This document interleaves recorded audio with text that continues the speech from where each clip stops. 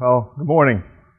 My topic is going to be, what you should know about our security team, and of course, what we need to know from you. Some of our officer qualifications, I'm going to jump right into it. We have what we call Act 120. In order to be hired with Conemaugh, you've got to have that act. And that act is being successfully completing from the police academy. But all of us that are on the security team have already completed that. So most of us already started our jobs already out of the academy. Some of the other traits that we have, during the academy is the physical requirements. Prior to the academy, you had to do a physical requirement test in order to get in, then a written test. And after that year, you have to meet in the 50 percentile of the police academy in order to graduate from the academy. So pretty much of our security team that we have are in pretty good shape folks. So they met all the physical requirements and have already completed all the courses that was required by the state. Some of us also continue to further our education. We have, for instance, myself, I've gone through an active shooter class with FEMA. So unfortunately, it's 2 classes I've gone through. They taught us how to go and get the threat, what movements to do, what formations to line up, and some of the other trigger points of those people that actually have, completed or started, some of that, so those threats. Also, too, some of us have a little bit further of defensive tactics. I know we go through a secure care program here, that we actually go through a PPCT defensive tactic class.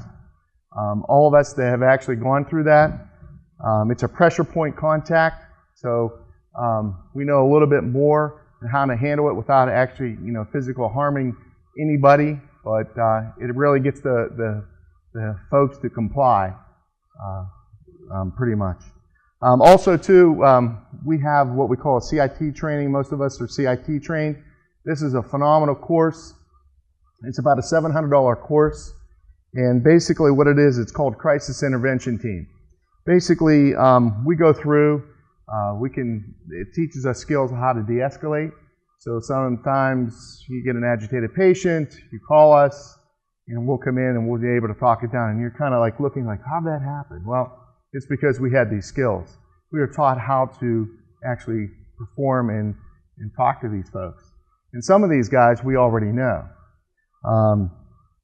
It also helps with the mental health.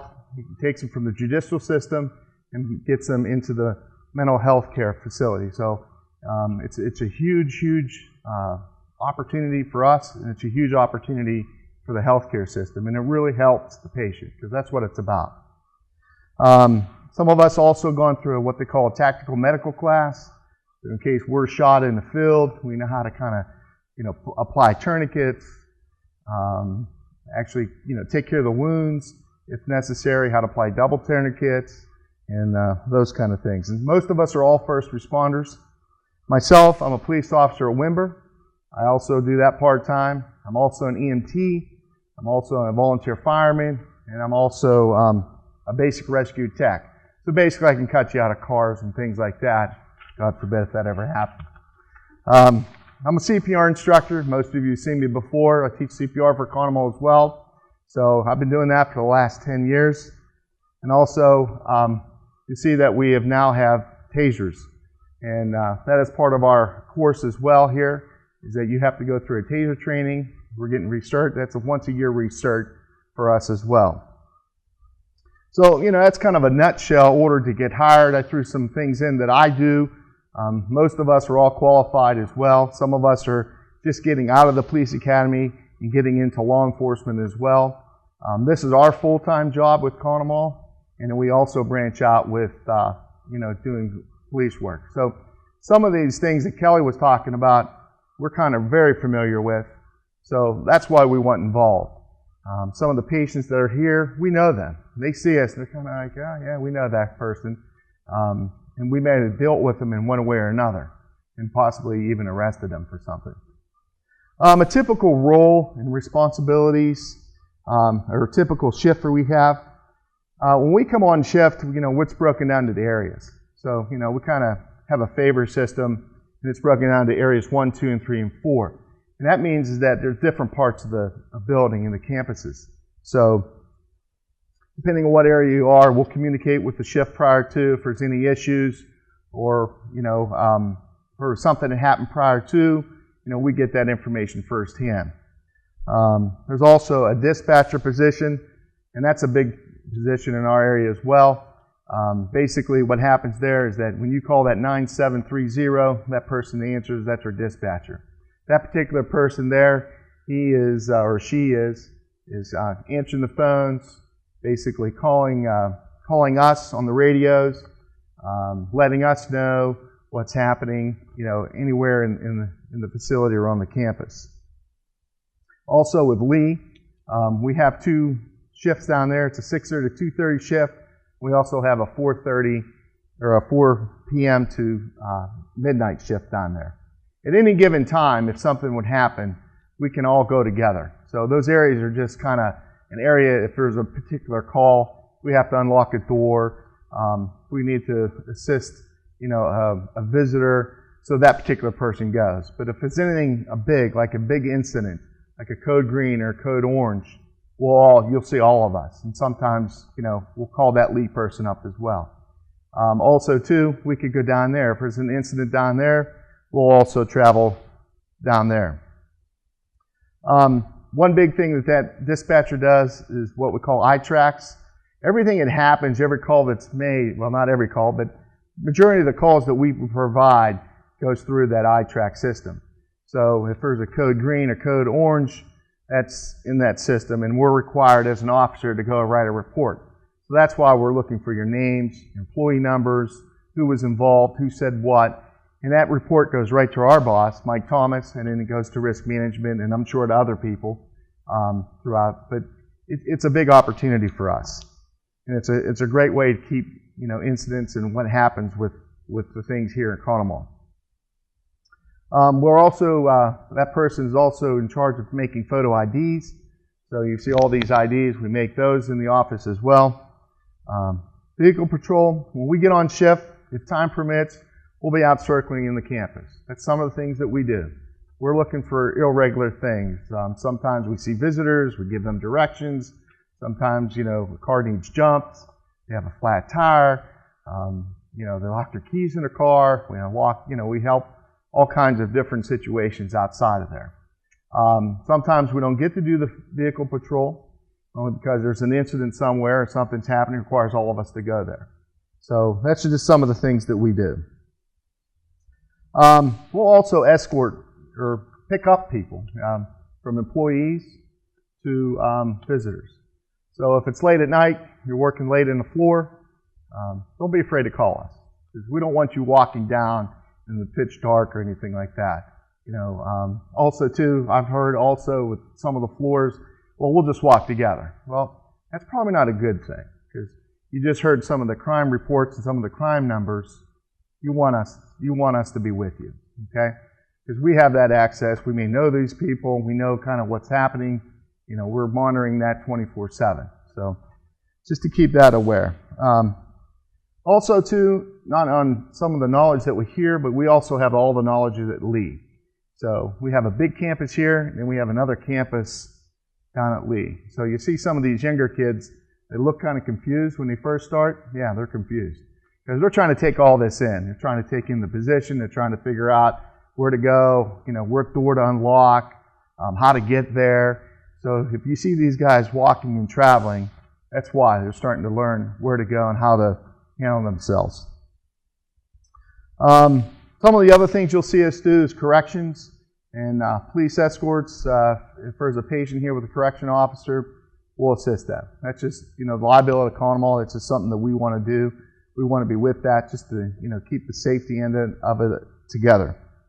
If a police escort or if police comes into the ER, we're usually going to assist them as well. We'll come back and we'll talk, stay with the police officer just for their safety. If they're in handcuffed, we'll stay there until they're unhandcuffed, and we'll kind of remain there if that situation permits. Administrative details, we do a lot of things like that. Report writing, of course, of incidents. So again, that's just a big topic for us those incidents have to be written a certain way. We have to make sure that we get all the great details. So God forbid if it ever goes to court or anything like that, we have all that information. We have a briefing log that we communicate with. So we're constantly looking at if something happens somewhere and we need to communicate, or there's a parking issue. That's one way that we communicate. We also have emails. I don't know if you know that, but each individual officer has an email. We also have the opportunity to watch the procedure with the morgue access. So anytime there's somebody going to the morgue or somebody picking up something, we're involved with that as well. So that's one of the processes that we kind of make sure that we follow. Some of us don't like this part, but we're the guys out there enforcing the parking end of it. We want to make sure that everyone has fair shake on the parking, especially our visitors. That's the reason we do it. We want to make sure that everyone's parking where they should. We also assist valets. After 6 o'clock, it's one of our jobs. We'll go down and we'll assist the valet. We'll get keys for the visitor. Sometimes we take the visitor to, their vehicle. Also tokens. That seems to be a big topic. We are the guys that supply you with the tokens as well, and taking the tokens from the machines. That's done on a daily basis. Sometimes it's never enough, but we do the best we can. Also the code activations like the code reds, the code oranges, medical. You'll see all of us in all the codes. That's just something that we'll do. We'll get names again, employee numbers, and again, we're writing reports, and that's being retained in that iTrex system. We work really well with the ER staff. Majority of the time, that's where sometimes most of the incidents happen. I don't want to say all the time, but most of them are happening there. We're also in charge of lockdowns. So God forbid if there's a shooting, stabbing, something like that, they call it a lockdown. You'll see us manning the doors. You'll see us on the ambulance side, because usually we'll get those calls. Hey, what's going on? I just read on Facebook that there's a shooting out in Moxham. Who's been shot? How many? We can't give out that information. All we know at that point is that we're in a lockdown and we want to aid that victim and their families the best that we can. We're also required from time to time to do room searches from an NSO standpoint. If we get permission to do that, we'll go in and we'll look.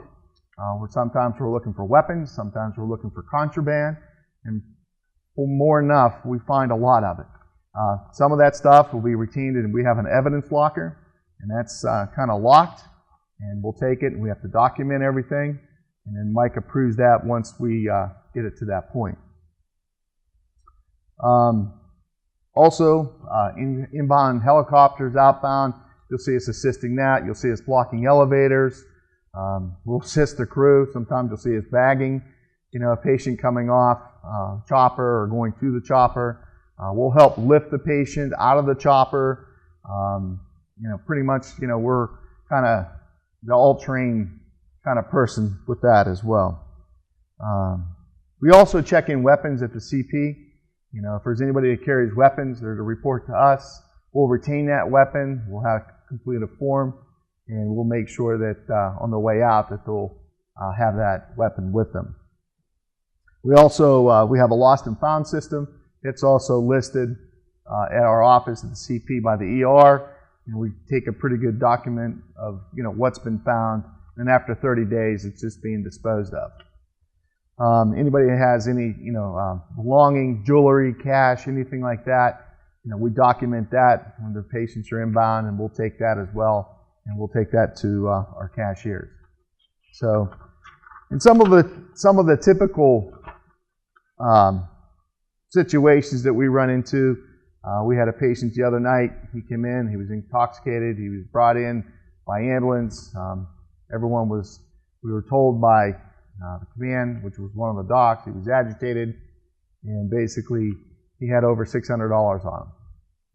So us trying to keep him, calm and collect, because there's other people in the ER.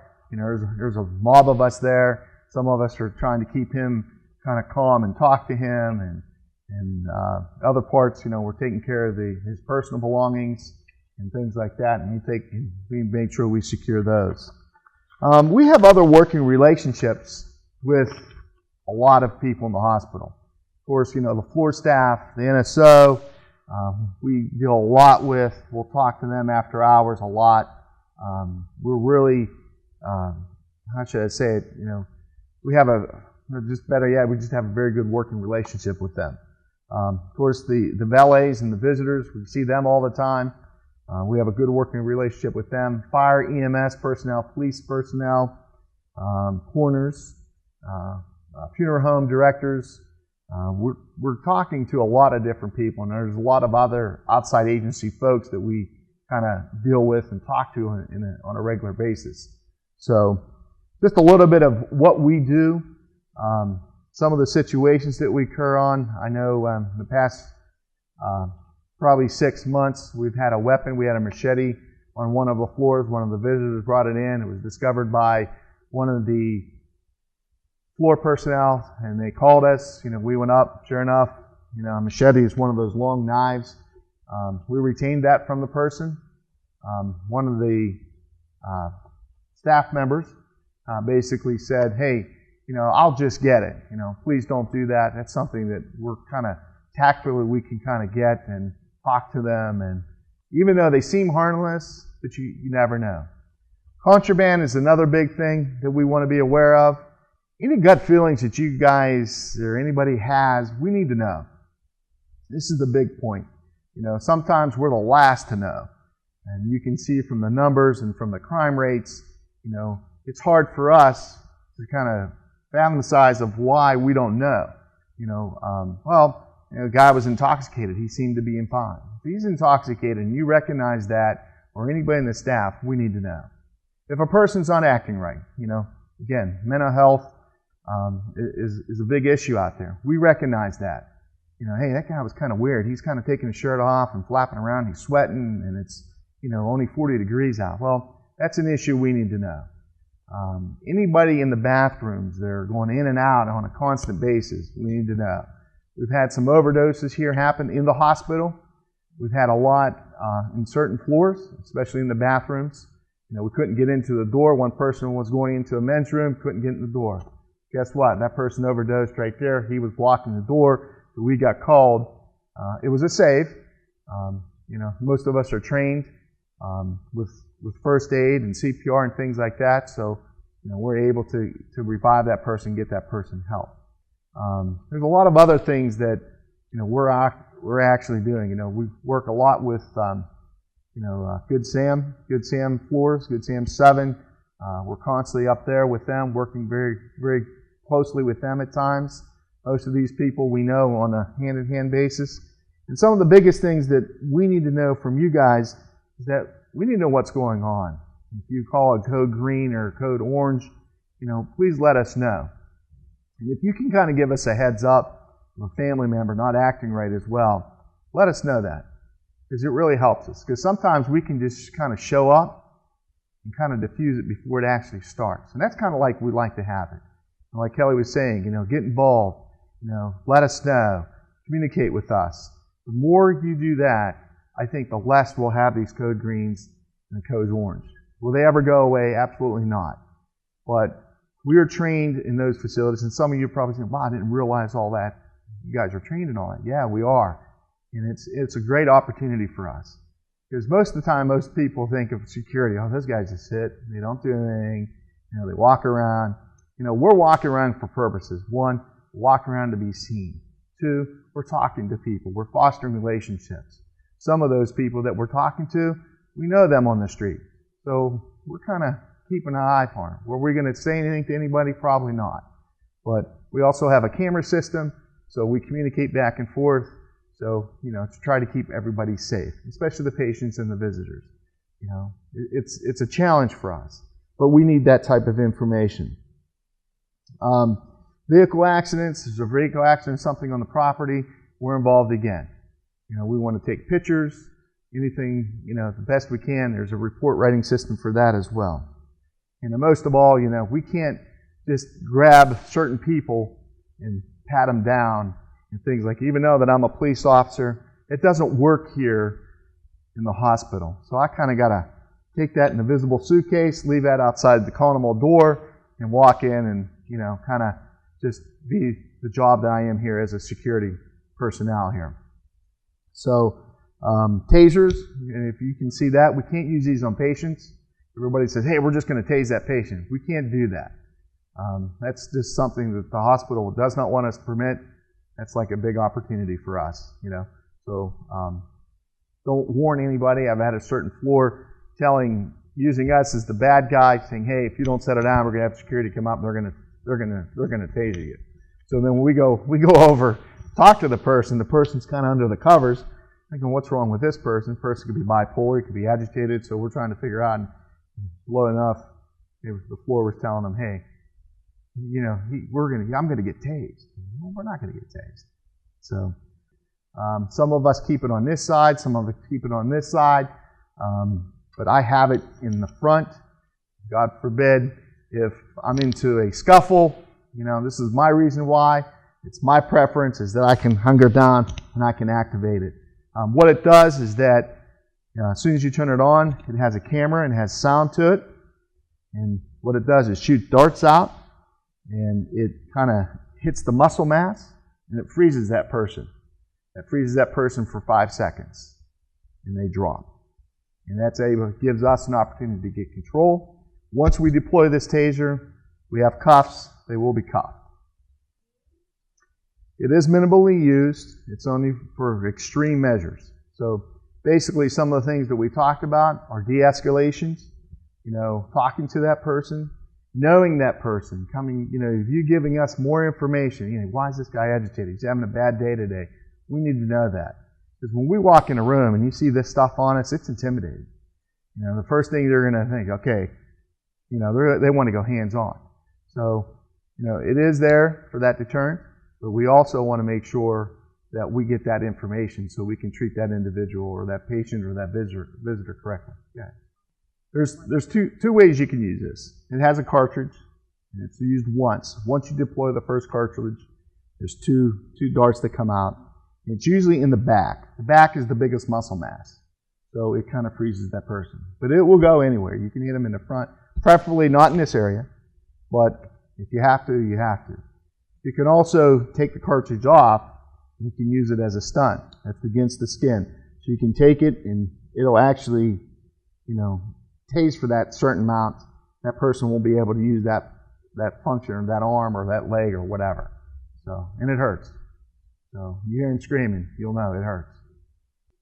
Not too long ago, well, maybe 2 months ago, it actually was in a floor. He was in the hospital, and they were selling heroin right from the hospital. And repeated people coming in and out of the room and things like that. And we were able to go in and do a room search and work with police very well, very quickly, and obtain this person, and this person got arrested. Of course, after he was medically cleared. So it does happen. So let us know. That's why we need you to let us know. That's why we need to know. Anybody that's out there, we even had people in the cafeteria. We were watching one day, and they actually stole items. How simple is that? But it's not the right thing. So we were able to get that person and get them to pay for those items and things like that. We work very closely with Johnstown Police Department. Usually, when we call, they're here. They're here very quickly. Because a lot of them, we work with them outside of here, and they know. Actually, most of them have worked here at one point in time, so they know kind of what we're up against. So it's an awesome working relationship. But training's where it's at, but the biggest part is from you guys, what we need to know. We're trained, we're here, we're walking, we're looking, we're driving. Don't be afraid to call us. We need to know, and we want to know. So if you see somebody walking through, it's two things. One, we're walking what we're supposed to be doing, and two, they're learning the area. All right. Well, I want to thank you guys for your time. Appreciate you letting me come up here and give you a couple minutes.